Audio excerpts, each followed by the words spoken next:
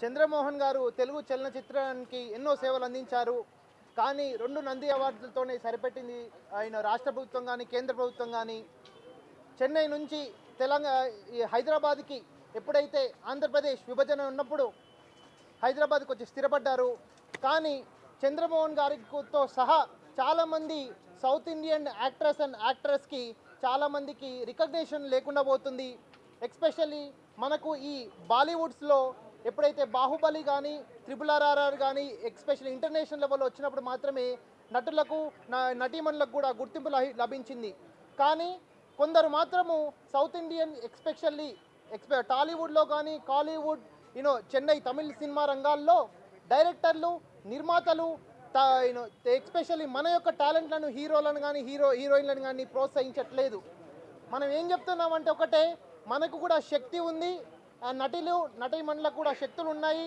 జాతీయ స్థాయి, అంతర్జాతీయ స్థాయిల్లో కూడా మనం ముందుకు రాణించుకోగలుగుతున్నాము. కానీ ఎస్పెషల్లీ నిర్మాతలు, డైరెక్టర్లు, ఇప్పుడు నేను ఒక పెద్ద ఆయనకు కాల్ చేసి అడిగాను, వన్ ఆఫ్ ద ఫిలిం ఛాంబర్కి, అయ్యా చంద్రమోహన్ గారు ఇట్లా అయిందంటే ఎవరు నాకు తెలియదు అని అన్నాడు. ఇట్లాంటి పరిస్థితులు రాకుండా, పేరు అనవసరమైనది, ఇట్లాంటి పరిస్థితులు రాకుండా నిర్మాతలు, డైరెక్టర్లు, సౌత్ ఇండియాలో చాలామంది హీరోలు, హీరోయిన్లు ఉన్నారు.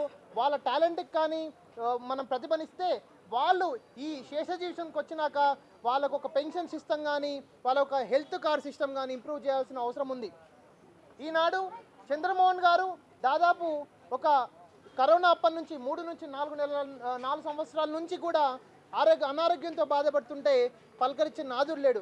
100% జాతీయ, అంతర్జాతీయ విషయాల్లో 100% సౌత్ ఇండియన్ యాక్టర్స్కి ఎస్పెషల్లీ కర్ణాటక, తెలంగాణలో అండ్ ఇప్పుడు మనం చూస్తున్నాం శ్రీరెడ్డి గారు తెలంగాణలో ప్లస్ ఆంధ్రప్రదేశ్లో ఎన్ని కామెంట్స్ చేశారు. ఇప్పుడు చెన్నైకి వెళ్ళి కూడా కామెంట్ చేస్తున్నారు.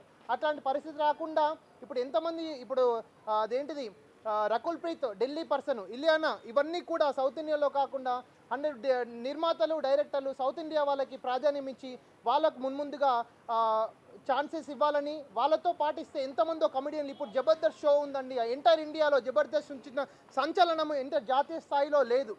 సో మన దగ్గర మన టాలెంట్లు ఉన్నాయి. మా సౌత్ ఇండియా పార్టీ అధినేతగా చెప్తున్నాను, డాక్టర్ కర్ణం రాజేష్ కుమార్, హైకోర్టు అడ్వకేట్, 100% ఈ విషయాల్లో మనం ఎగ్జిక్యూటివ్ కానీ, లెజిస్లేటివ్ కానీ, జ్యుడిషియరీ కానీ మేము 100% కృషి చేస్తామని మనవి చేసుకుంటున్నాము. ఈ సందర్భంగా చంద్రమోహన్ గారికి అశ్రు నివాళి అర్పించుకుంటున్నాము.